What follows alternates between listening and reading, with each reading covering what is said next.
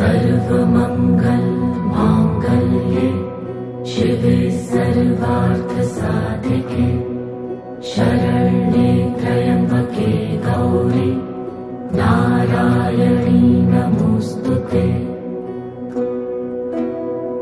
या देवी सर्वभूतेषु विष्णुमायेति शक्तिता नमस्तस्यै नमस्तस्यै नमस्तस्यै नमो नमः।